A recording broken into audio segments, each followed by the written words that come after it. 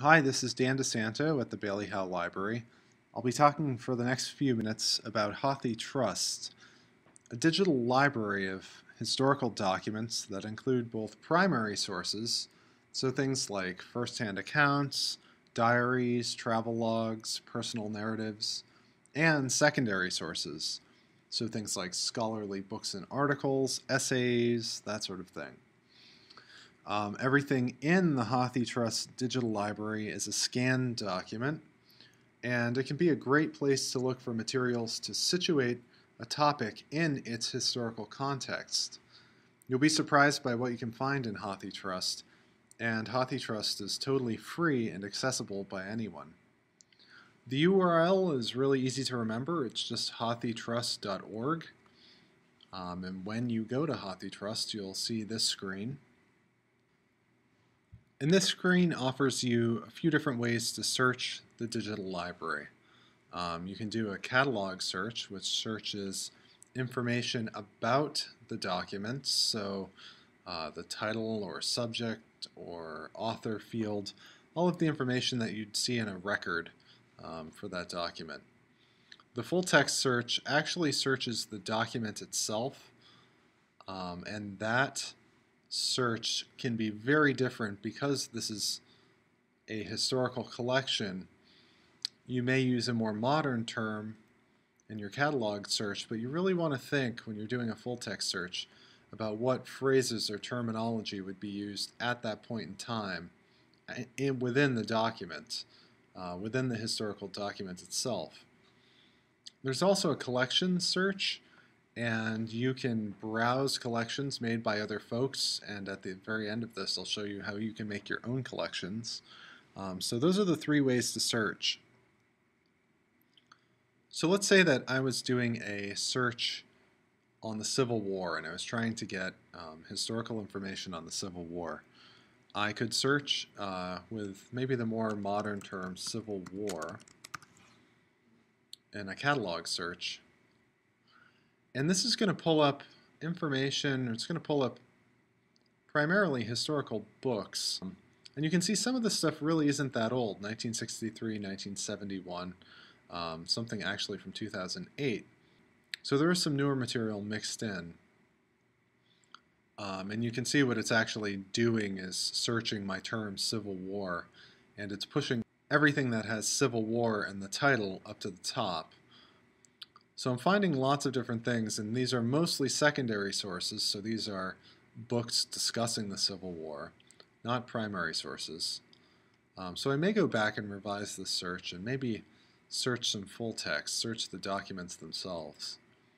So I'm going to go back to my full text search, and rather than type in Civil War here, because that is more of a modern term, it's not something that is maybe as used during the period itself, the 1860s.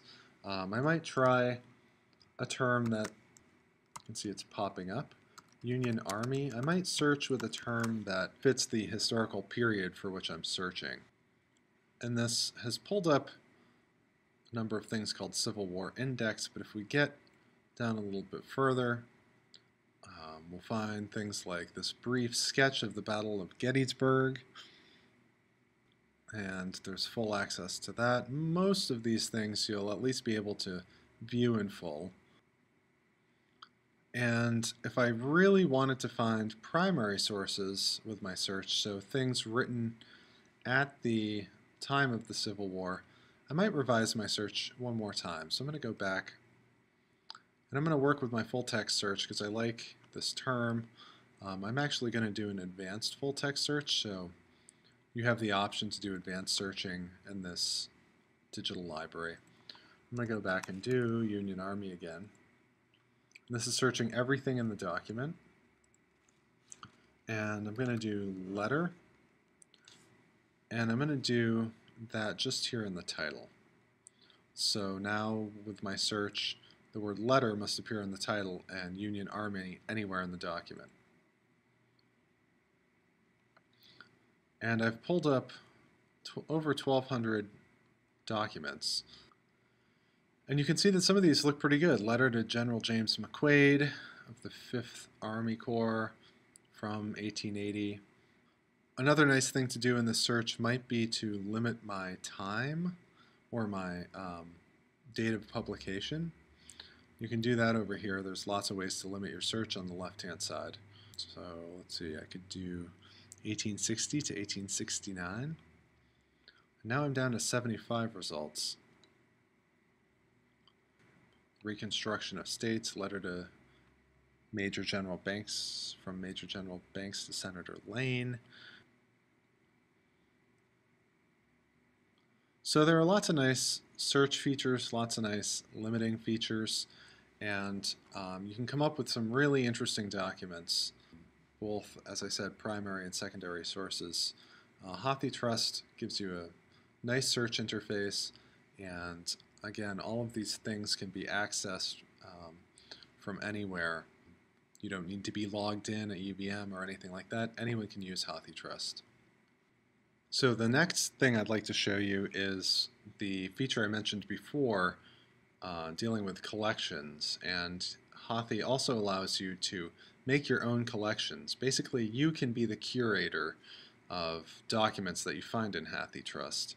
So if you're finding, 7 or 8 really great things that you'd like to share with your colleagues or students, you can put them in a collection of your own and share that collection, kind of like a folder, but you can share that collection with folks.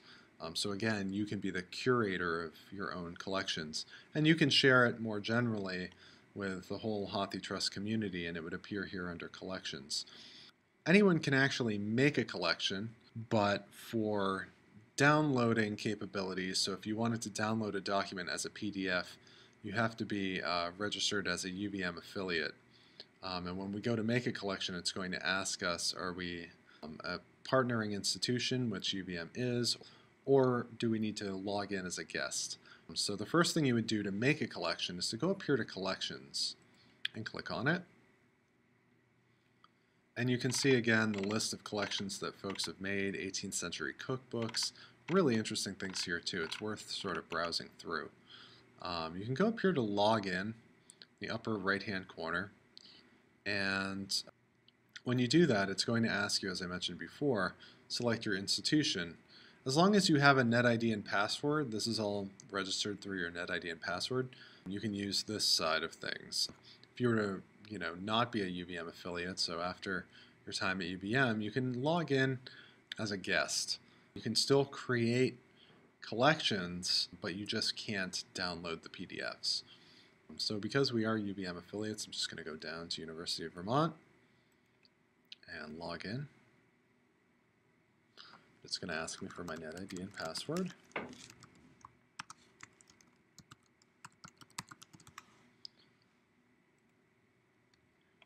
And it will authenticate me.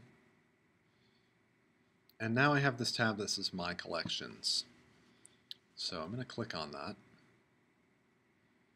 And I've made, previous to this, one test collection. It's very easy to add a collection. When you want to create a collection, you simply click on Create New Collection, name it, give it a description. So my description just says this is my first try. And I put one thing in it already. To see what's in a collection, you really just have to click on it. And it's going to populate a list with the things you've put in that collection. And again, I only have one thing here. Again, these collections are totally shareable. So you can share your collection with a student. It's very easy to add to them. I'm just going to go back maybe and do my search for Union Army and letter.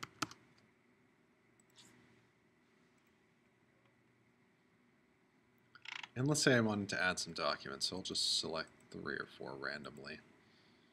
Now I have the option to select a collection, and I can create a collection here too, but I want to add them to my test collection, so that's where I'm going to add them. And I'll add selected.